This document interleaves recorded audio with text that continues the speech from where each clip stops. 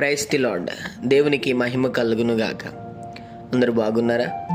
ఈ దినం దేవుని వాగ్దానం, వాత్సల్యత, నిత్యమైన కృపతో నీకు వాత్సల్యము చూపుదును. యెషయా గ్రంథం 54వ అధ్యాయం 8వ వచనం. అవును, ఈ దినము దేవుని కృప మనకి ఎంతో అవసరం. ఆయన వాత్సల్యముతో మనల్ని ఆయన కృపతో నింపే దేవుడు. గమనిస్తున్నారా? నిత్యముగా దేవుడు మనల్ని ఎంత ప్రేమిస్తున్నాడో. నిజముగా ఆయన కృప, ఆయన వాత్సల్యం మన మీద, మన కుటుంబాల మీద నిరంతరము ఆ ప్రభు కృప చూపి నడిపించును గాక. చిన్న మాట ప్రార్థన. ప్రేమ కనికరము గల మా తండ్రి, నీకు వందనాలు.